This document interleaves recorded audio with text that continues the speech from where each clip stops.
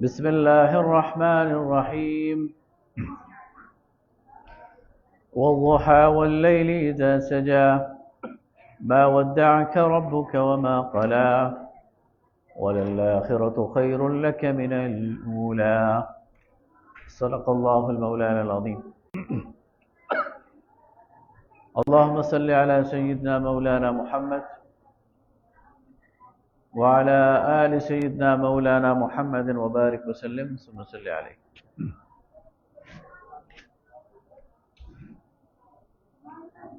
حسن كده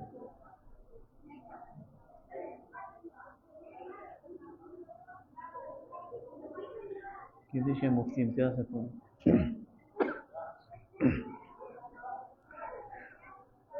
درود شریف پڑھ لیجیے اللہم صلی علی سیدنا مولانا محمد وعلی آل سیدنا مولانا محمد مبارک وسلم. سورہ والضحیٰ نبی صلی اللہ علیہ وسلم پر جو پہلی وحی نازل ہوئی وہ سورہ العلق کی ابتدائی 5 آیات تھیں. وہ آگے آ رہی. پہلی وحی کا یہ تجربہ یہ ظاہر ہے کہ بالکل ایک نیا تجربہ تھا اور اس کا نبی صلی اللہ علیہ وسلم پر ایک اثر تھا. تو دوسری وحی میں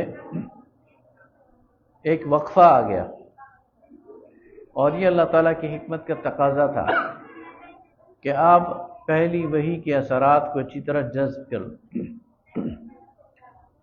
لیکن نبی صلی اللہ علیہ وسلم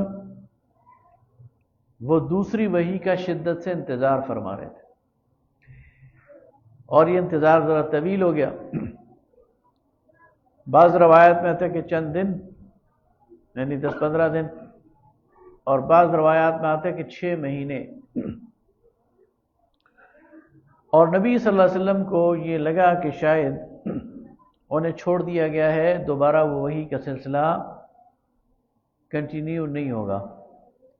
تو آپ صلی اللہ علیہ وسلم کے اندر ایک بے چینی اور اضطراب وہ پیدا ہو گیا. لیکن حکمت الہی یوں نظر آتی ہے کہ اللہ تعالیٰ آپ کو اس پہلے وہ جو شوق تھا یا جو پہلا تجربہ تھا اس کے جو اثرات تھے اس سے آپ کو نکالنا چاہ رہا تھا. ظاہر ہے کہ یکایک ایک عام انسان جس کو معلوم نہ ہو کہ اس کے ساتھ کیا ہونے والا ہے, اس کے ساتھ ایسا تجربہ ہو جائے کہ اس کی فرشتے سے ملاقات ہو جائے, پھر وہ فرشتہ اسے بتائے کہ میں اللہ کی طرف سے تم پر یہ وحی کر رہا ہوں, اور وہ وحی کے الفاظ تو ایک ایسا تجربہ ہے کہ جو انسانی زندگی پر بڑا اثر ڈالتا ہے. یہی وجہ ہے کہ نبی صلی اللہ علیہ وسلم پر اس کا اثر پڑا اور آپ گھر تشریف لائے اور آپ پر ایک کپکپی طاری تھی اور آپ صلی اللہ علیہ وسلم نے چادر اوڑھ لی اور آپ کی زوجہ محترمہ ام المومنین حضرت خدیجہ الکبریٰ رضی اللہ تعالی عنہ نے آپ کو دلاسا دیا اور بڑا کام اینڈ کول کرنے کی کوشش کی. تو اس کے بعد جب دوبارہ وحی آئی تو وہ یہ صورت تھی اور اس کے بعد پھر بارش کے قطروں کی طرح وحی کا سلسلہ شروع ہو گیا اور دوبارہ پھر منقطع نہیں ہوا. تو فرمایا والضحیٰ قسم ہے دھوپ کی جبکہ وہ خوب پھیل جائے, یعنی سورج کی جو دھوپ ہے جب وہ خوب پھیل جائے. واللیل اذا سجا اور رات کی جبکہ وہ سکون حاصل کر لے اور وہ یعنی چھا جائے. ما ودعک ربک وما قلی نہ تجھے تیرے رب نے چھوڑا ہے اور نہ وہ تجھ سے بیزار ہوا ہے. یعنی یہ جو وحی کے درمیان وقفہ آیا ہے یہ اس لیے نہیں ہے کہ تیرے رب نے تجھے چھوڑ دیا یا وہ تجھ سے کوئی بیزار ہو گیا, بلکہ حکمت یہ ہے کہ اس پہلی وحی کو آپ اپنے اندر جذب کر لیں اور تیار ہو جائیں اس پوری مشن اور ذمہ داری کے لیے. وَلَلْآخِرَةُ خَيْرٌ لَكَ مِنَ الْأُولَى اور ہر بعد میں آنے والا لمحہ آپ کے لیے بہتر ہے پہلے سے.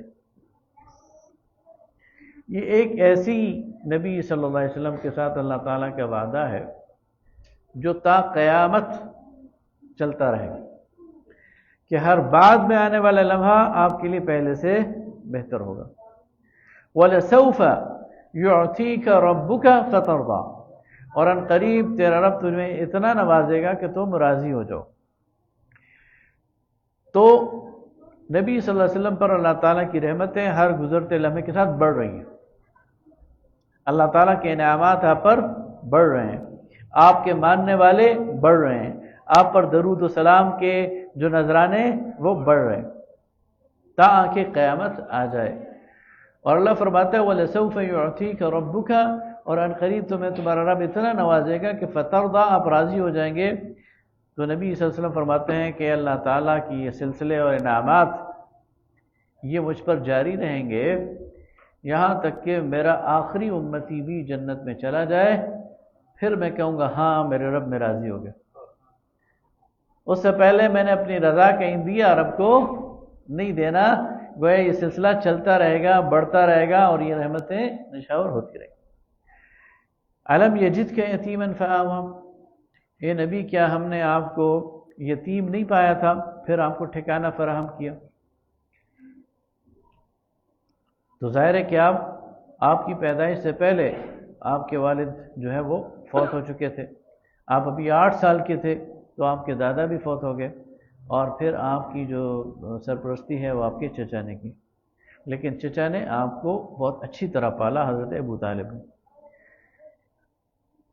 وَوَجَدَكَ ضَالًّا فَهَدَىٰ، اور ہم نے آپ کو متلاشی حق پایا، ہم نے آپ کو حق کی جستجو میں پایا۔ نبی صلی اللہ علیہ وسلم کو اللہ تعالیٰ نے ایک سلیم فطرت دی تھی، ایک پاک صاف پاکیزہ فطرت، جو شروع دن سے شرک سے بیزار تھی نبوت سے پہلے، اور بت پرستی سے بیزار تھی، اور ان تمام خرافات سے بیزار تھی جو اس وقت اس معاشرے میں رائج تھی۔ اس معاشرے میں بےہودگی تھی، اس معاشرے میں فحاشی تھی، اس معاشرے میں عریانی تھی، اس معاشرے میں رقص و سرود تھا، اس معاشرے میں وہ تمام خرابیاں تھیں۔ اللہ تعالیٰ نے اپنے نبی کو ان سب سے بچا کے رکھا ہوا تھا اور محفوظ اور معمول رکھا ہوا تھا۔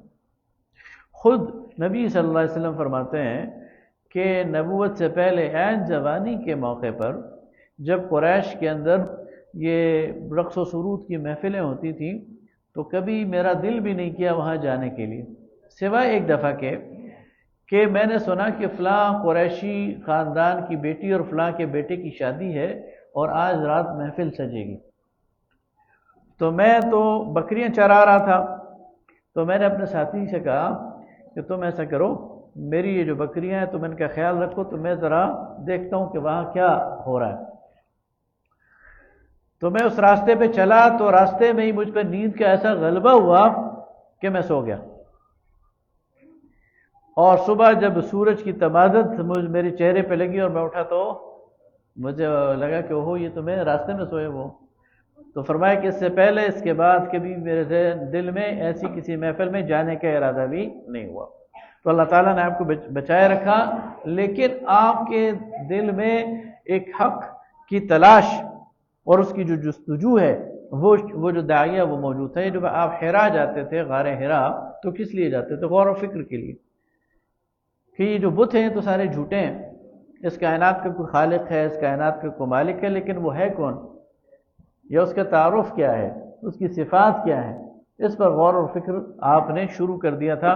تو اللہ تعالیٰ فرماتا ہے ہم نے آپ کو حق کا متلاشی پایا، فہدا، تو ہم نے آپ کو ہدایت دی۔ وَوَجَدَكَ عَائِلًا فَأَغْنَىٰ، اور ہم نے آپ کو مفلس اور نادار پایا تو ہم نے آپ کو غنی کر دیا، آپ کو اتنا مال دے دیا کہ آپ جو ہے وہ آپ کی ساری ضرورتیں پوری ہو جائیں۔ فَأَمَّا الْيَتِيمَ فَلَا تَقْهَرْ، تو پس اب اس احسان کا بدلہ یہ ہے کہ یتیم پر زبردستی نہ کی جائے، اس کو دبایا نہ جائے۔ وَأَمَّا السَّائِلَ فَلَا تَنْهَرْ، اور مانگنے والے کو نہ جھڑکا جائے۔ سائل مانگنے والا، اس سے دو مراد ہیں، ایک ہے مالی مدد مانگنے والا، تو کہا جا رہا ہے کہ اگر کوئی تم سے پیسے مانگ رہا ہے، کوئی مدد مانگ رہا ہے اور اب تمہارے پاس کچھ نہیں ہے تو بے شک نہ دو، لیکن اچھے طریقے سے اسے رخصت کرو، اسے جھڑکنا نہیں ہے۔ دوسرا اس کا مطلب ہے کوئی تم سے سوال کرتا ہے، کوئی تم سے مسئلہ پوچھتا ہے تو اس کے اس مسئلے پوچھنے پر بھی اسے جھڑکو نہیں، بلکہ چاہے وہ کتنا ہی جاہلانہ سوال کرے۔ بعض اوقات نبی صلی اللہ علیہ وسلم کی محفل میں ایک شخص آتا تھا اور بڑی جہالت پر مبنی سوال کرتا تھا، بعض اوقات بہت ہی زیادہ اجڑ سا سوال کر دیتا تھا، لیکن نبی صلی اللہ علیہ وسلم بہت حکمت کے ساتھ اس کو اس کی وہ یعنی تشفی فرماتے تھے، اس کے سوال کے جواب دیتے تھے، اسے جھڑکتے نہیں تھے. تو ایسے دونوں مراد ہیں. وَأَمَّا بِنِعْمَةِ رَبِّكَ فَحَدِّثْ، اور جو اللہ نے تم پر نعمتیں کی ہیں ان کا اظہار کرو اور ان کو بیان کرو. یعنی تمہارے چہرے بشرے سے، تمہارے لباس پوشاک سے اللہ کی نعمت کا اظہار ہونا چاہیے. اللہ تعالیٰ اس بات سے خوش ہوتا ہے کہ اللہ نے کسی بندے پر کوئی نعمت کی ہے اور وہ اس نعمت کو برتتا ہے، استعمال کرتا ہے. آگے ہے سورہ الم نشرح، یہ جوڑا ہے سورہ والضحیٰ کا، اور اس میں ایک دوسرے پہلو سے نبی صلی اللہ علیہ وسلم کو تسلی دی جا رہی ہے. فرمایا الم نشرح لک صدرک، اے نبی صلی اللہ علیہ وسلم کیا ہم نے آپ کا سینہ کھول نہیں دیا؟ یعنی اس دعوت کے لیے، اس پیغام کے لیے آپ کو جو یہ قرآن پاک آپ کے سینے میں اتارا جانا ہے، جس کے بارے میں اللہ تعالیٰ سورہ حشر میں فرماتا ہے لو انزلنا هذا القرآن على جبل لرأيته خاشعا متصدعا من خشیۃ اللہ، اگر یہ قرآن ہم کسی پہاڑ پر اتارتے تو وہ ریزہ ریزہ ہو جاتا. وہ پہاڑ آپ کے قلب اطہر پر اللہ نے اتارا، وہ بوجھ اللہ تعالیٰ نے آپ کے قلب اطہر پر اتارا، تو فرمایا کہ ہم نے آپ کے سینے کو اس کے لیے کھول دیا. آپ کا سینہ اس بوجھ کو اٹھانے کے قابل ہے. وَوَضَعْنَا عَنْكَ وِزْرَكَ، اور آپ کے کمر کا جو بوجھ ہے وہ آپ سے ہٹا دیا ہے. یہ جو انذار کا بوجھ ہے، لوگوں تک پہنچانے کا بوجھ ہے، قرآن پاک میں جگہ جگہ اس کی طرف اشارہ آیا ہے. ہم جب ہماری موجود تھے، ہم خوش آمدید کہتے ہیں حضرت مفتی صاحب کو.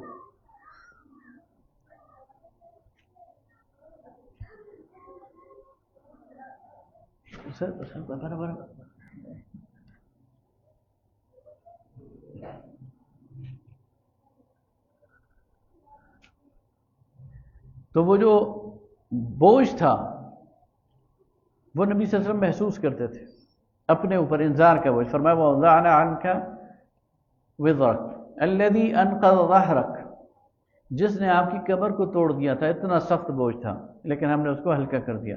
وَرَفَعْنَا لَكَ ذِكْرَكَ، اور آپ کا ذکر بلند کر دیا، قیامت تک انشاءاللہ بلند رہے گا. پوری دنیا میں جہاں اللہ کا نام لیا جائے گا وہاں محمد الرسول اللہ صلی اللہ علیہ وسلم کا نام لیا جائے گا. یہ اللہ تعالیٰ نے انبیاء کے ساتھ وعدہ کیا ہے. سورہ مریم میں بھی اس کا ذکر آتا ہے، اور بہت اچھے طریقے سے اور اتم طریقے سے اور مکمل طریقے سے یہ وعدہ اللہ نے اپنے نبی، آخری نبی سے کیا. فَإِنَّ مَعَ الْعُسْرِ يُسْرًا، تو پھر ہر مشکل کے ساتھ آسانی ہے. اور ان مع العسر یسرا، یقیناً مشکل کے ساتھ آسانی ہے. یہ جو مشکل اور آسانی ہے یہ تلک الایام نداولها بین الناس، یہ دن ہے انسانوں کے درمیان گھومتے پھرتے رہتے ہیں، کبھی آسانی آتی ہے کبھی مشکل آتی ہے. تو فَإِذَا فَرَغْتَ فَانْصَبْ، جب آپ فارغ ہو جایا کریں اپنی دنیاوی اور نبوی ذمہ داریوں سے، تو پھر آپ محنت کیا کریں، مشقت کیا کریں عبادت کی. وَإِلَىٰ رَبِّكَ فَارْغَب، اور اپنے رب کی طرف جو ہے وہ راغب ہو جایا کریں. بسم اللہ الرحمن الرحیم. والتین والزیتون، اور قسم ہے انجیر کی اور زیتون کی. وطور سینین، اور طور سینا کی. قرآن پاک میں جب قسم کھائی جاتی ہے تو اس کی کوئی نہ کوئی وجہ ہوتی ہے. تو جو تین اور زیتون، یہ دو درخت انجیر اور زیتون، یہ جو فلسطین کا علاقہ ہے اس کی پیداوار ہے. تو اس کی طرف اشارہ ہے کہ قسم ہے اس سرزمین کی جو انبیاء کی سرزمین ہے، جس میں اللہ تعالیٰ نے پے در پہ انبیاء بھیجے. اور طور سینین وہ جگہ جہاں حضرت موسیٰ کی اللہ تعالیٰ سے ملاقات ہوئی. وَهَذَا الْبَلَدِ الْأَمِينَ، اور یہ شہر جو کہ امن والا ہے، جو محمد رسول اللہ کے شہر ہے. تو گویا یہ تین مراکز جو ہدایت کے مراکز تھے جہاں اللہ تعالیٰ نے انبیاء بھیجے، ان کا اللہ تعالیٰ ان کی قسم کھاتا ہے. لَقَدْ خَلَقْنَا الْإِنسَانَ فِي أَحْسَنِ تَقْوِيمٍ، یقیناً ہم نے انسان کو بنایا بہترین اندازے سے. ثُمَّ رَدَدْنَاهُ أَسْفَلَ سَافِلِينَ، پھر اس کو پٹخ دیا سب سے نیچے. إِلَّا الَّذِينَ آمَنُوا، اس سے بچے وہ لوگ جو ایمان لائے. وَعَمِلُوا الصَّالِحَاتِ، اور انہوں نے نیک اعمال کیے. فَلَهُمْ أَجْرٌ غَيْرُ مَمْنُونٍ، تو ان کے لیے نہ ختم ہونے والا اجر ہے. فَمَا يُكَذِّبُكَ بَعْدُ بِالدِّينِ، تو پھر آپ کو کون ہے تم میں سے جو آپ کو جھٹلائے گا اس بدلے کے دن کو. أَلَيْسَ اللَّهُ بِأَحْكَمِ الْحَاكِمِينَ، کیا اللہ تعالیٰ جو سب سے بڑا حاکم ہے وہ اس قابل وہ احکم الحاکمین نہیں؟ بلا وربی، کیوں نہیں، وہ سب سے بڑا حاکم ہے. اقرأ بسم ربک الذی خلق، اب یہ سورہ علق ہے جو پہلی اس کی 5 آیات ہیں، یہ پہلی وہی ہے. اور حضرت عائشہ صدیقہ رضی اللہ تعالی عنہ سے ام المؤمنین بخاری شریف کی روایت ہے کہ نبی صلی اللہ علیہ وسلم رمضان کی کسی تاک رات میں حرا میں تشریف فرما تھے کہ جبرائیل امین تشریف لائے اور نبی صلی اللہ علیہ وسلم کو گلے لگایا اور اتنا بھینچا کہ آپ سمجھے کہ آپ کی قوت کو نچوڑ دے گا، اور پھر چھوڑ کے فرمایا اقرا، تو آپ نے فرمایا ما انا بقاری، میں تو پڑھا ہوا نہیں ہوں۔ اور اس جبرائیل امین نے دوبارہ پکڑا اور اسی طرح بھینچا اور پھر چھوڑ کے کہا اقرا، آپ نے فرمایا ما انا بقاری، میں تو پڑھا ہوا نہیں ہوں۔ تیسری دفعہ اسی طرح بھینچ کر فرمایا اقرا بسم ربک الذی خلق، پڑھیے اپنے رب کے نام کے ساتھ جس نے پیدا کیا، خلق الانسان من علق، اور انسان کو پیدا کیا جمے ہوئے خون کے لوتھڑے سے۔ اقرا وربک الاکرم، پڑھیے کہ تیرا رب بڑا کریم ہے، الذی علم بالقلم، جس نے قلم کے ذریعے علم سکھایا۔ اب آپ دیکھیے جو علم کو پریزرو کرنا ہے نا، علم کو محفوظ کرنا ہے، اس کا ذریعہ اللہ تعالیٰ نے قلم کو بنایا۔ جانور کے پاس علم کو محفوظ کرنے کا ذریعہ نہیں ہے۔ چڑیا 1,00,000 سال پہلے جس طرح گھونسلہ بناتی تھی آج بھی اسی طرح بناتی ہے، اس کا سافٹ ویئر اپڈیٹ نہیں ہو سکتا، لیکن انسان اپنے علم میں ترقی کرتا ہے۔ آج سے 1000 سال پہلے جس طرح گھر بناتا تھا آج اس طرح نہیں بناتا، اسے بہت بہتر بناتا، اس کے علم میں ترقی بھی ہے۔ اس ترقی کا جو راز ہے یہ قلم ہے، قلم سے اس نے اپنے سابقہ تجربات کو محفوظ کیا اور اسی کی بنیاد پر وہ آگے بڑھا۔ علم الانسان ما لم يعلم، اللہ نے انسان کو وہ کچھ سکھایا جو وہ نہ جانتا تھا۔ کلا ان الانسان لیطغی، ہرگز نہیں، انسان جو ہے وہ سرکشی پر آمادہ ہے۔ ارآہ استغنی، اور وہ اپنے آپ کو بے پرواہ پاتا ہے۔ ان الی ربک الرجعی، بے شک یہ تیرے رب کی طرف اس کو پھر جانا ہے، لوٹ جانا ہے۔ ارأیت الذی ینہی، یہ آیات تو ختم ہوئی، اب اس کے بعد جو دوسری آیات ہیں یہ بعد میں نازل ہوئی ہیں ایک اور واقعے پر، اور وہ واقعہ یہ ہے کہ نبی صلی اللہ علیہ وسلم مکہ میں بیت اللہ کے احاطے میں نماز پڑھ رہے تھے، اور یہ غالباً پہلا موقع تھا کہ آپ نے اعلانیہ نماز پڑھی، تو ابو جہل آگے آ گیا اور اس نے آپ کو نماز پڑھنے سے روکا، اور آپ کے ساتھ ایک تکرار ہوئی تو اس کا ذکر ہے۔ ارأیت الذی ینہی، تو آپ کیا دیکھتے نہیں اس کو جو منع کرتا ہے، عبدا اذا صلی، بندے کو کہ جب وہ نماز پڑھتا ہے، یعنی نبی صلی اللہ علیہ وسلم جب نماز پڑھ رہے۔ ارأیت ان کان علی الہدی، کیا یہ دیکھتا نہیں کہ وہ اگر نیک راہ پر ہے، او امر بالتقوی، یا تقوی کی طرف بلاتا ہے۔ ارأیت ان کذب وتولی، کیا آپ دیکھتے ہیں کہ جھٹلاتا ہے اور منہ موڑتا ہے۔ الم یعلم بان اللہ یری، کیا یہ بات نہیں جانتا کہ اللہ دیکھ رہا ہے۔ کلا لئن لم ینتہی، ہرگز نہیں اگر یہ باز نہ آیا، لنسفعا بالناصیہ، تو ہم اس کی چوٹی کے بال پکڑ کر اسے گھسیٹیں گے۔ ناصیۃ کاذبۃ خاطیہ، ایسی چوٹی جو جھوٹی بھی ہے اور گناہ گار بھی، ایسی پیشانی جو جھوٹی بھی ہے اور خطا کار بھی۔ فلیدع نادیہ، تو یہ بلا لے اپنے جو ہے ہرکارے، اپنے مجلس کے لوگوں کو۔ سندع الزبانیہ، ہم بھی اپنے جو فرشتے ہیں عذاب کے انہیں بلا لیتے ہیں۔ کلا لا تطعہ واسجد واقترب، کوئی نہیں، لیکن یہ ان کی اطاعت نہ کیجیے اور سجدہ کیجیے اور اپنے رب کا قرب حاصل کیجیے۔ یہ آیت سجدہ ہے اور یہاں پر سجدہ واجب ہے۔ بسم اللہ الرحمن الرحیم، انا انزلناہ فی لیلۃ القدر، ہم نے اس قرآن کو نازل کیا قدر کی رات۔ وما ادراک ما لیلۃ القدر، اور تمہیں کیا معلوم کہ لیلۃ القدر کیا ہے۔ لیلۃ القدر خیر من الف شہر، وہ 1000 راتوں سے بہتر رات ہے، 1000 مہینوں سے بہتر رات ہے۔ تنزل الملائکۃ والروح فیہا باذن ربہم من کل امر، اس دن اس رات کو فرشتے اترتے ہیں اور روح الامین من کل امر، ہر اہم معاملے کے ساتھ۔ سلام، یہ سلامتی ہے، ہی حتی مطلع الفجر، یہاں تک کہ طلوع فجر ہو جائے۔ روایات میں آتا ہے کہ لیلۃ القدر کو جبرائیل امین فرشتوں کے ہمراہ ان کی معیت میں بیت اللہ تشریف لاتے ہیں، ایک جھنڈا ان کے ہاتھ میں ہوتا ہے، بیت اللہ پہ گاڑ دیتے ہیں اور پوری دنیا میں پھیل جاتے ہیں، اور پھر جہاں جہاں جو نماز پڑھتا ہے، ذکر کرتا ہے، قرآن کی تلاوت کرتا ہے، فرشتے اس سے ملاقات کرتے ہیں، مصافحہ کرتے ہیں، اس پر سکینت نازل کرتے ہیں، اور اس کو وہ ساری جو خوبیاں ہیں وہ عطا کر دی جاتی ہیں، اور اس رات میں خیر اور خوبی کے اور بہت سارے کام ہوتے ہیں۔ سورہ بینہ، بسم اللہ الرحمن الرحیم، لم یکن الذین کفروا من اہل الکتاب والمشرکین منفکین حتی تأتیہم البینہ، مشرکین میں سے اور وہ لوگ جو کفار ہیں اہل کتاب میں سے اور مشرکین، یہ باز آنے والے نہیں یہاں تک کہ ان کے پاس واضح دلیلیں نہ آ جائیں۔ رسول من اللہ، اللہ کی طرف سے رسول، یتلو صحف مطہرہ، جو ان کے پاس ان کو تلاوت کرے ایک پاکیزہ صحیفہ یعنی قرآن، فیہا کتب قیمہ، اس میں لکھی ہوئی ہوں سیدھی ہوئی باتیں، راست باتیں۔ وما تفرق الذین اوتوا الکتاب الا من بعد ما جاءتهم البینہ، اور اختلاف نہیں کیا اہل کتاب میں سے لیکن اس وقت جب ان کے پاس واضح نشانیاں آ گئیں۔ وما امروا الا لیعبدوا اللہ مخلصین لہ الدین، حالانکہ انہیں حکم دیا گیا تھا کہ وہ اللہ کی بندگی کریں خالص کرتے ہوئے اس کے لیے دین، حنفاء یکسو ہو کر، ویقیموا الصلاۃ اور نماز قائم کریں، ویؤتوا الزکاۃ اور زکوٰۃ دیں، وذلک دین القیمہ اور یہی مضبوط دین ہے۔ ان الذین کفروا من اہل الکتاب، لیکن وہ لوگ جو کفار ہیں اہل کتاب میں سے، والمشرکین اور مشرکین میں سے، فی نار جہنم وہ ہمیشہ رہیں گے، خالدین فیہا آگ کے عذاب میں ہمیشہ رہیں گے، اولئک هم شر البریہ، یہ بدترین مخلوق ہے۔ ان الذین آمنوا وعملوا الصالحات، بے شک وہ لوگ جو ایمان لائے اور جنہوں نے نیک اعمال کیے، اولئک هم خیر البریہ، یہ بہترین مخلوق ہیں، جزاؤہم عند ربہم، ان کا بدلہ ان کے رب کے ہاں، جنات عدن تجری من تحت الانہار، ہمیشہ رہنے والے باغات ہیں جن کے نیچے نہریں بہتی ہیں، خالدین فیہا ابدا، اس میں ہمیشہ رہیں گے۔ رضی اللہ عنہم ورضوا عنہ، اللہ ان سے راضی ہوا اور وہ اللہ سے راضی ہوئے، ذلک لمن خشی ربہ، یہ اس کے لیے ہے جو اپنے رب سے ڈرے۔ اذا زلزلت الارض زلزالها، جب وہ زلزلہ آ جائے گا جس سے زمین کو ہلایا جائے گا جیسے کہ اس کے ہلائے جانے کا حق ہے، یعنی شدید زلزلہ۔ واخرجت الارض اثقالها، اور زمین اپنے سارے بوجھ باہر نکال دے گی۔ وقال الانسان ما لها، اور انسان حیرت سے کہے گا کہ اسے کیا ہو گیا اس زمین کو۔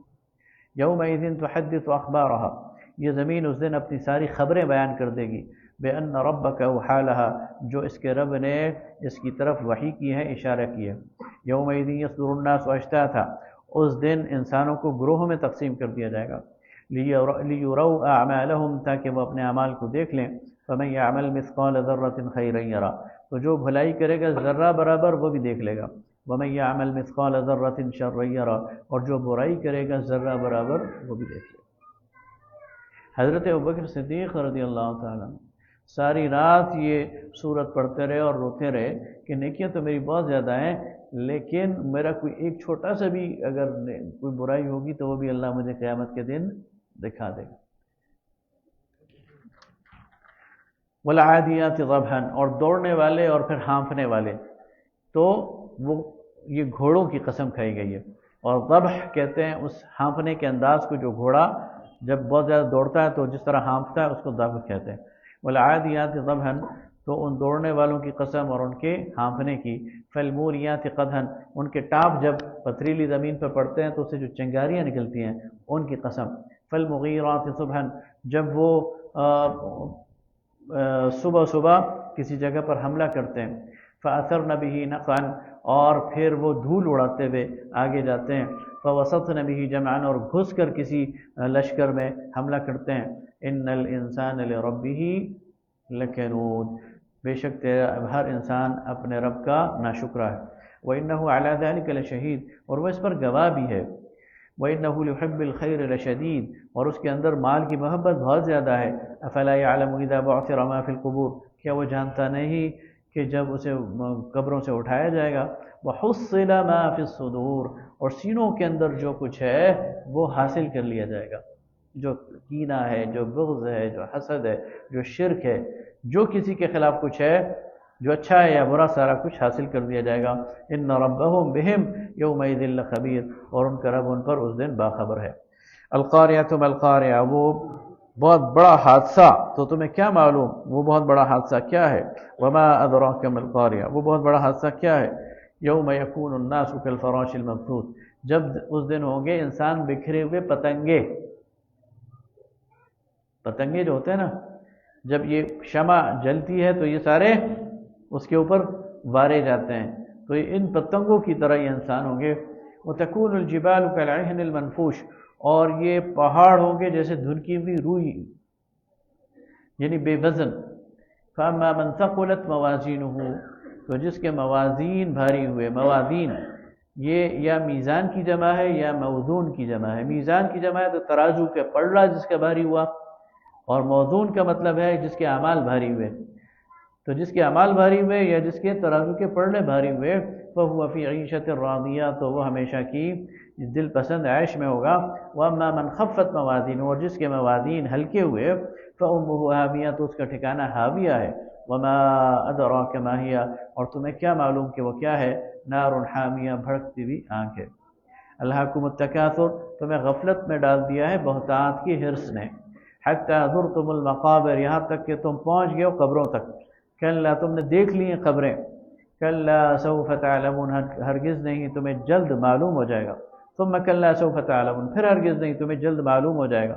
کلا لو تعلمون علم الیقین، ہرگز نہیں تم بہت ہی جلد یقین کے علم کو حاصل کر لو گے، تم جان لو گے۔ لترون الجحیم، یقیناً تم دیکھ کر ہوگے جہیم کو، یعنی جہنم کو۔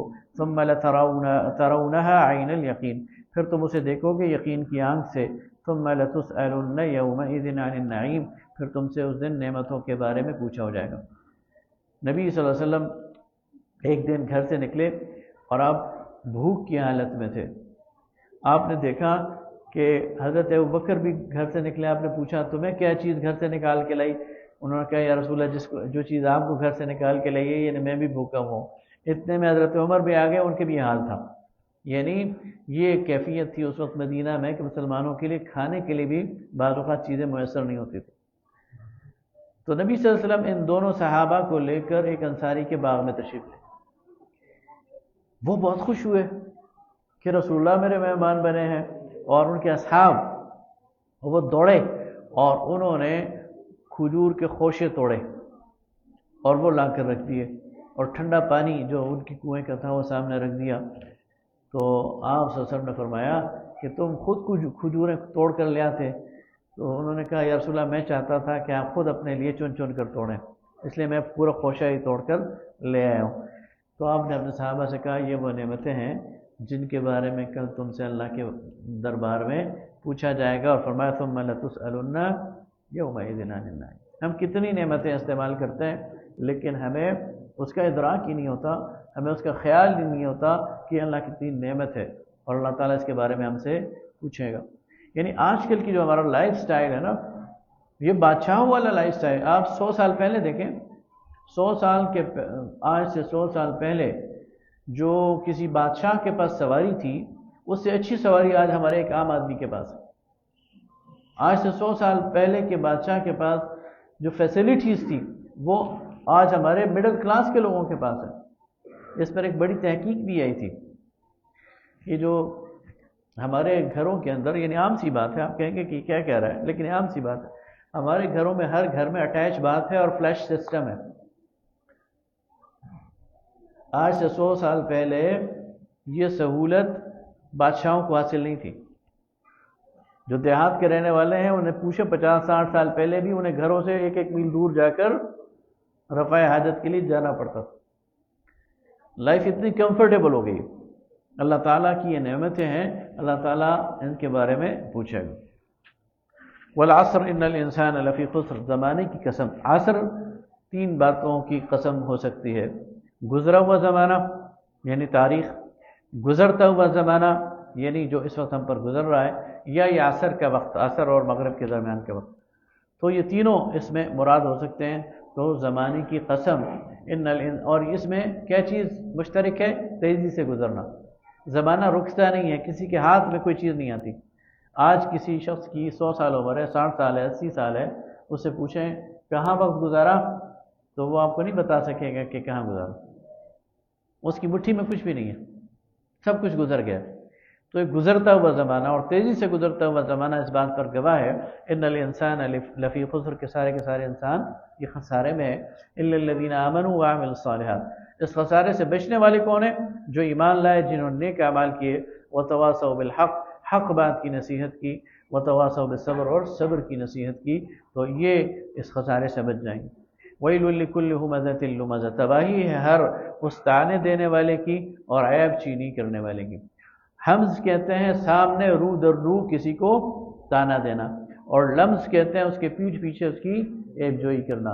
تو ایک شخص میں یہ دونوں چیزیں موجود ہیں، سامنے آتا ہے تو بد اخلاقی کرتا ہے، سامنے آتا ہے تو تانے دیتا ہے، اور پیٹھ پیچھے عیب چینی کرتا ہے۔ الذی جمع مالا وعددا، مال جمع کرتا ہے اور گن گن کر رکھتا ہے، سینت سینت کے رکھتا ہے۔ یحسب ان مالہ اخلدا، اور سمجھتا ہے اس کا یہ مال ہمیشہ رہے گا۔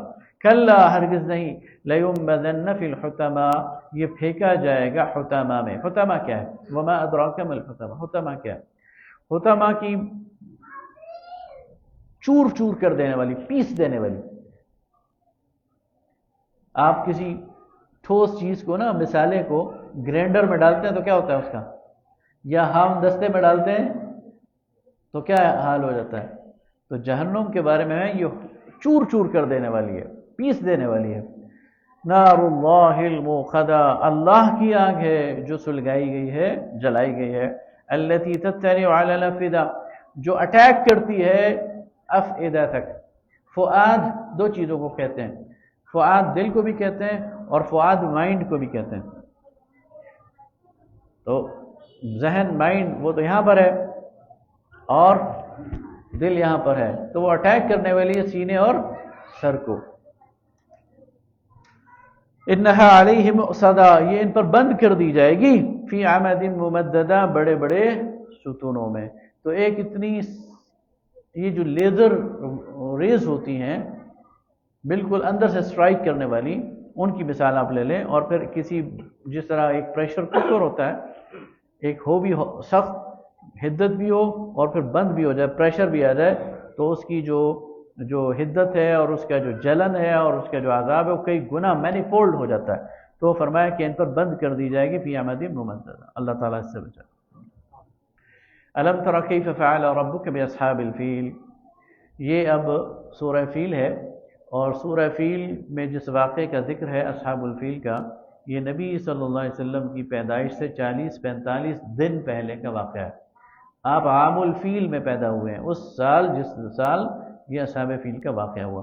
مختصر یہ کہ ابرہہ کا بادشاہ تھا، یعنی حبش کا بادشاہ تھا ابرہہ، اور وہ جو تھا وہ یمن میں اس نے ایک اپنے لیے صنعاء میں ایک گرجا بنایا تھا، اور اس کی خواہش تھی کہ لوگ یہاں آیا کریں اور سالانہ اس کا حج کیا کریں اور لوگ یہاں پر جمع ہو، تجارت ہو، لیکن اس کا وہ منصوبہ کامیاب نہیں ہوا۔ اور اسے لوگوں نے بتایا جب تک یہ بیت اللہ موجود ہے تمہارا یہ منصوبہ کامیاب نہیں ہو سکتا، تو وہ اس بیت اللہ کو گرانے کے لیے یمن سے چلا، لیکن اللہ تعالیٰ نے اس کا وہ منصوبہ خاک میں ملا دیا۔ الم تر کیف فعل ربک باصحاب الفیل، کیا تم دیکھتے نہیں کہ تمہارے رب نے کیا حالت کی، کیا سلوک کیا ہاتھی والوں کے ساتھ۔ الم یجعل کیدہم فی تضلیل، کیا ان کی چال کو جو ہے وہ گھاٹے میں نہ ڈال دیا، ختم نہ کر دیا۔ وارسل علیہم طیرا ابابیل، اور ان پر جھنڈ کے جھنڈ جو ہے وہ پرندوں کے نہ بھیج دیے۔ ترمیہم بحجارۃ من سجیل، جو پھینکتے تھے ان پر کنکر جو کہ پکی مٹی کے تھے۔ فجعلہم کعصف مأکول، اور پھر کر دیا انہیں کھایا ہوا بھس۔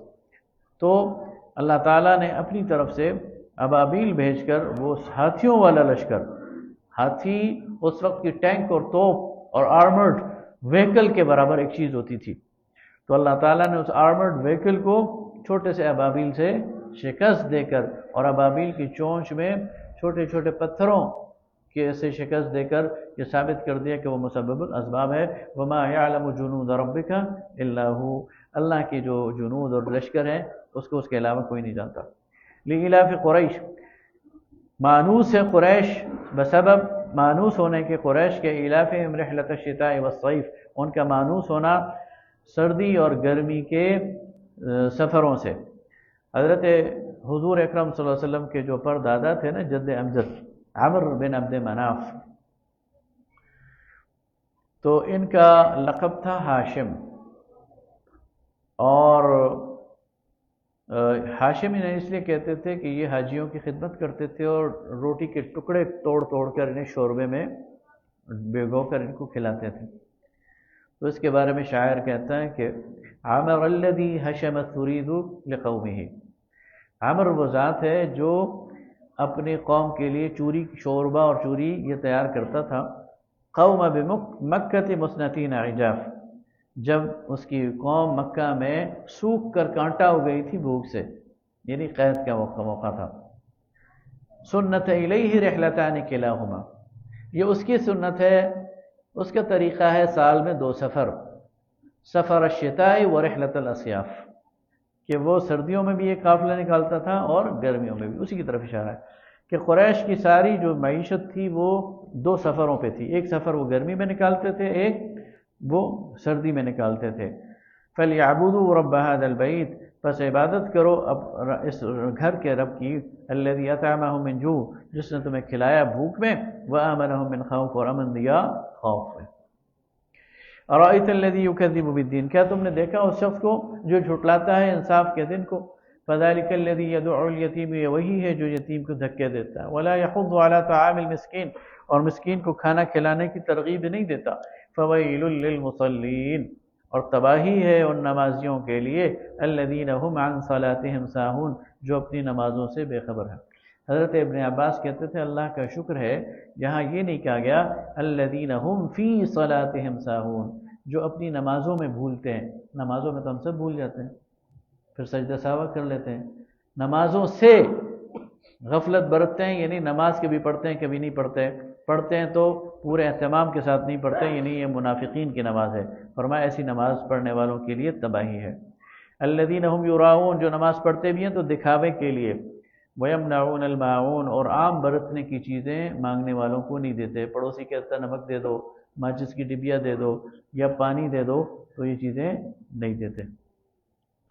بسم اللہ الرحمن الرحیم، انا اعطیناک الکوثر فصل لربک وانحر ان شانئک هو الابتر، سورہ الکوثر۔ یہ نبی صلی اللہ علیہ وسلم پر مکہ میں اس وقت نازل ہوئی جب آپ صلی اللہ علیہ وسلم کی جو نرینہ اولاد ہے عبداللہ اور قاسم یا طیب طاہر، ان میں سے کوئی فوت ہوا، تو جو مشرکین تھے انہوں نے کہا کہ اب آپ کی تو اولاد ہے نہیں، یعنی نرینہ اولاد، تو آپ کا نام لینے والا کون رہ گیا؟ گویا آپ کی جڑ کٹ گئی۔ اس پر یہ صورت نازل ہوئی اور ان کو جواب دیا گیا اور منہ توڑ جواب دیا گیا۔ فرمایا انا اعطیناک الکوثر، اے نبی صلی اللہ علیہ وسلم ہم نے آپ کو ہر چیز کی انتہائی کثرت دے دی۔ کوثر ہر چیز مبالغے کا صیغہ ہے، ہر چیز کی انتہائی کثرت، کسی ایک چیز کی نہیں، ہر چیز کی انتہائی کثرت دے دی ہے۔ اور نبی صلی اللہ علیہ وسلم نے خود اس کی تشریح فرمائی کہ آخرت میں یہ جنت کی ایک نہر ہے کوثر جو اللہ تعالیٰ نے مجھے عطا کی ہے، اور اس کا ایک حوض قیامت کے دن میدان حشر میں بھی ہوگا، جس سے میں اپنی امت کو پانی پلاؤں گا، اور جو وہ پانی پی لے گا ایک دفعہ پھر اسے اس دن پیاس نہیں لگے گی۔ اللہ تعالیٰ ہم سب کو وہ پینے والا بھی بنائے، اور میری تو دعا ہوتی ہے اللہ تعالیٰ کے رسول ہمیں قبول کریں اور پلانے والے بنائیں، ہماری ڈیوٹی لگا دے کہ لوگوں کو بھی پلاؤ۔ فصل لربک وانحر، تو پس اپنے رب کی نماز پڑھیں اور قربانی کریں، ان شانئک هو الابتر، آپ کا دشمن ہی جڑ کٹا ہے۔ تو آج رسول اللہ کے دشمن چاہے ابو جہل ہے یا ابو لہب ہے یا اور بھی کوئی ہے، اس کا نام و نشان لینے والا کوئی موجود نہیں ہے، جو بھی نام ان کے نام گالی بن گئے۔ قل یا ایھا الکافرون، یہ بھی مکی صورت ہے اور بالکل لگ رہا ہے کہ ایسے موقع پہ نازل ہوئی ہے کہ اتمام حجت ہو گئی ہے ایک لحاظ سے۔ اے نبی صلی اللہ علیہ وسلم کہہ دیجئے اے کافرو، لا اعبد ما تعبدون، میں عبادت نہیں کرتا جن کی تم عبادت کرتے ہو، ولا انتم عابدون ما اعبد، اور نہ تم عبادت کرتے ان کی جن کی میں عبادت کرتا ہوں، ولا انا عابد ما عبدتم، اور نہ میں کبھی عبادت کروں گا جن کی تم عبادت کرتے ہو، ولا انتم عابدون ما اعبد، اور نہ تم عبادت کرنے والے ہو میری جس کی میں عبادت کرتا ہوں، لکم دینکم ولی دین، تمہارے لیے تمہارا دین ہے اور میرے لیے میرا دین۔ اذا جاء نصر اللہ والفتح، جب اللہ کی مدد آ پہنچی اور فتح ہوئی، وَرَأَيْتَ النَّاسَ، اور آپ دیکھیں لوگوں کو، يَدْخُلُونَ فِي دِينِ اللَّهِ افواجا، کہ وہ داخل ہو رہے ہیں اللہ کے دین میں فوج در فوج، گروہ در گروہ۔ فَسَبِّحْ بِحَمْدِ رَبِّكَ وَاسْتَغْفِرْ، تو آپ تسبیح کیجئے اپنے رب کی اور اس سے استغفار کیجئے، إِنَّهُ كَانَ تَوَّابًا، بے شک کہ وہ توبہ قبول کرنے والا ہے۔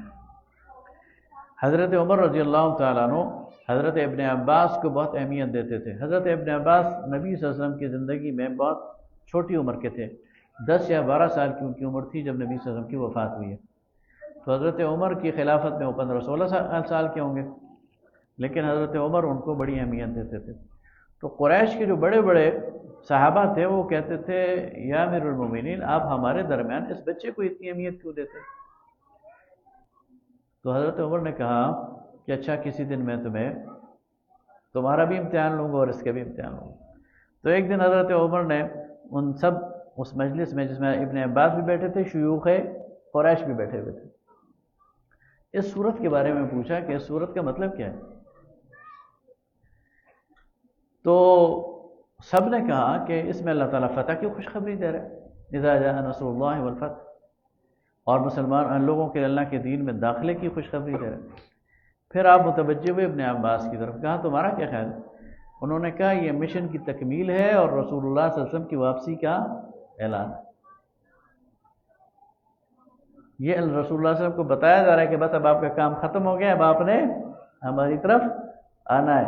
تو حضرت عمر نے کہا دیکھا میں نے کہا نہیں تھا کہ جو علم اللہ نے ان کو دیا ہے وہ کم لوگ، اس لیے انہیں حبر هذه الامہ، اس امت کا سب سے بڑا عالم قرآن کا قرار دیا جاتا ہے۔ تبت یدا ابی لہب وتب، ہاتھ ٹوٹ گئے ابی لہب کے اور وہ تباہ ہو گیا۔ ما اغنى عنہ مالہ وما کسب، اس کا مال بھی اس کے کوئی کام نہ آیا اور اس کی کمائی بھی، یعنی اس کے جو باقی اعمال تھے۔ سیصلی نارا ذات لہب، وہ گھسیٹا جائے گا اس آگ کی طرف جس کی لپٹ اور جس کی لو والی ہے۔ یہ ابو لہب جو تھا اس کا چہرہ بڑا سرخ تھا، بالکل آگ کے شعلے کی طرح، تو کہا جا رہا ہے اس کے چہرے کو بھی بالکل اسی طرح آگ کی لو جو ہے وہ جھلسائے گی۔ وامرأتہ، اور جہاں تک اس کی عورت کا تعلق ہے اس کی بیوی ام جمیل، حمالۃ الحطب، وہ سر پر لیے پھرتی ہے ایندھن یا لکڑیوں کا ایک گڈھا، لکڑیاں جمع کر کے اپنے سر پر لیے پھرتی ہے۔ تو اس کے دو مطلب ہیں، ایک مطلب یہ ہے کہ یہ جو خاردار جھاڑیاں ہوتی تھیں جمع کرتی تھی جنگل سے اور نبی صلی اللہ علیہ وسلم کے راستے میں ڈال دیتی تھی تاکہ آپ جب وہاں سے گزریں تو آپ کے کپڑے اور آپ کے قدم ان سے الجھیں اور آپ کو تکلیف ہو، ایک تو یہ، اور دوسرا یہ حمالۃ الحطب عربی کا محاورہ ہے کہ یہ گھروں میں گھومتی ہے اور گھر گھر جو ہے وہ فساد پھیلاتی ہے۔ وہ جو اسے کہتے ہیں نا پاپے کٹنی، کیا کہتے ہیں، اس طرح کی ایک کردار ہے کہ یہ لوگوں گھروں میں جاتی ہے اور گھروں میں فساد پھیلاتی ہے۔ فی جیدہا حبل من مسد، تو اس کی گردن میں مونج کی رسی ڈالی ہوئی۔ بسم اللہ الرحمن الرحیم، قل هو اللہ احد، یہ نبی کہہ دیجئے اللہ ایک ہے۔ اللہ الصمد، اللہ بے نیاز ہے۔ الصمد عربی زبان میں یہ ایسا لفظ ہے کہ جس کا ترجمہ صرف بے نیاز سے نہیں کیا جا سکتا، بلکہ یہ ایک ایسی ذات ہے کہ جو اپنی ذات میں مکمل ہے، اس میں کوئی عیب نہیں ہے، اس میں کوئی کمی نہیں ہے، اس میں کوئی نقص نہیں ہے، اور اس کی کوئی کمزوری نہیں ہے، اور اس کو کوئی شکست نہیں دے سکتا، ناقابل شکست ہے، ناقابل تسخیر ہے، اور بے پرواہ ہے اور بے نیاز ہے۔ تو اللہ الصمد، لم یلد ولم یولد، وہ نہ کسی کو جنا اس نے اور نہ کسی سے جنا، ولم یکن لہ کفوا احد، یعنی نہ اس کا کوئی باپ ہے نہ اس کا کوئی بیٹا، ولم یکن لہ کفوا احد، اور نہ کوئی اس کا کوئی ہمسر ہے۔ تو یہ سورہ اخلاص ہے۔ آگے دو صورتیں معوذتین ہیں، اور یہ نبی صلی اللہ علیہ وسلم پر مکہ میں نازل ہوئی ہیں، لیکن ان کا ایک جو خاص اثر ہے اور ان کی جو ایک برکت ہے وہ یہ ہے کہ نبی صلی اللہ علیہ وسلم نے ان کو اللہ تعالیٰ کے حکم سے نبی صلی اللہ علیہ وسلم نے ان کو پھر ایک جادو کے مقابلے میں بھی جو آپ پر کیا گیا، نبی صلی اللہ علیہ وسلم پر 2 اٹیمپٹ کی گئی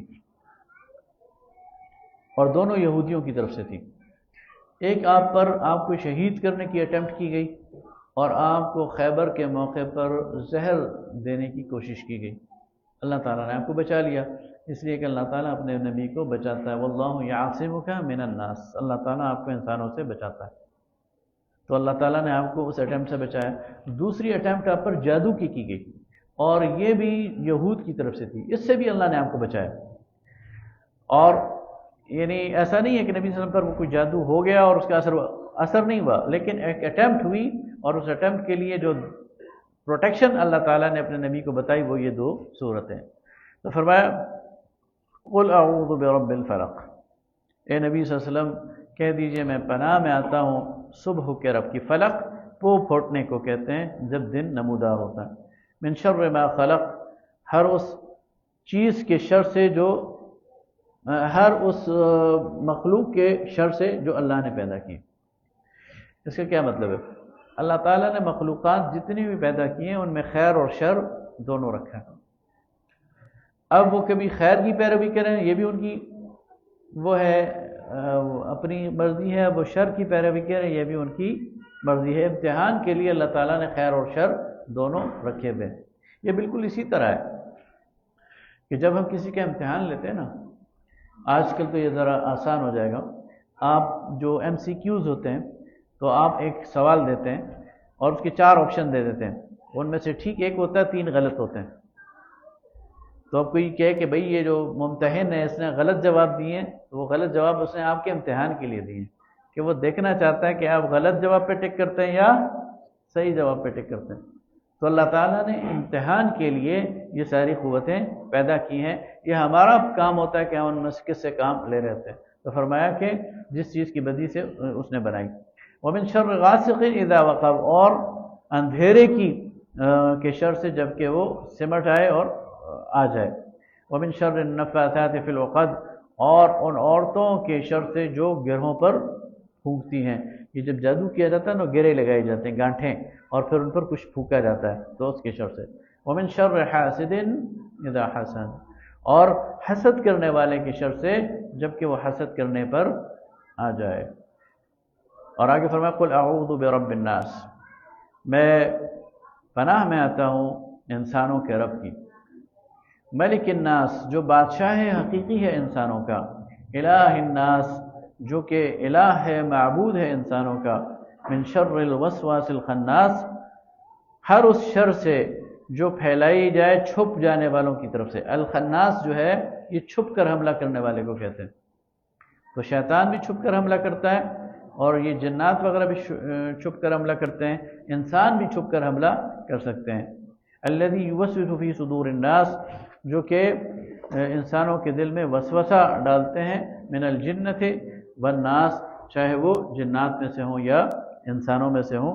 صدق اللہ المولانا العظیم۔ میں اللہ تعالیٰ کا شکر ادا کرتا ہوں، تمام تعریفیں اللہ کے لیے ہیں، تمام بزرگی اللہ تعالیٰ کے لیے ہے، صفات اللہ کی ہے، توفیق اللہ کی ہے کہ اللہ تعالیٰ نے ایک اپنی کتاب کے لیے ہم سب کو چنا، منتخب کیا اور ہم سے یہ کام لیا، ورنہ ہم کیا، ہماری اوقات کیا، سچی بات یہ ہے۔ اور اس میں کوئی دعویٰ نہیں ہے، اللہ تعالیٰ سے ہم معافی مانگتے ہیں ان تمام غلطیوں کی، کوتاہیوں کی جو اس دوران ہم سے ہوئی۔ میں نے پہلے دن یہ بات کہی تھی کہ یہ کوئی دورہ تفسیر نہیں ہے بلکہ قرآن پاک کا مطالعہ ہے۔ ہم جو پہلے ہمارے مفسرین نے، علماء نے کام کیا ہے، ہم اس کا مل کر مطالعہ کریں گے، اور میں نے اسی کو بیان کرنے کی کوشش کی ہے۔ اس میں جو صحیح بات کہی اللہ تعالیٰ کی طرف سے تھی، اللہ اسے قبول کرے، اور جو کمی کوتاہی تھی اللہ تعالیٰ اس پر مجھے معاف کرے۔ میں اپنے مربی اور بہت اچھے ہمارے عالم اور عالمی مبلغ ختم نبوت حضرت مولانا مفتی امتیاز مروت صاحب، ان سے میں نے گزارش کی تھی، میں ان کا شکر گزار ہوں، وہ تشریف لائے، اور اب ان کا انشاءاللہ بیان ہوگا، پھر اس کے بعد پھر وہی دعا بھی فرمائیں گے، اور اس کے بعد پھر انشاءاللہ ہم یہاں سے منتشر ہوں گے۔ تو باہر جو لوگ بیٹھے ہیں وہ بھی حال میں آ جائیں، اور مفتی صاحب کو میں بلا تاخیر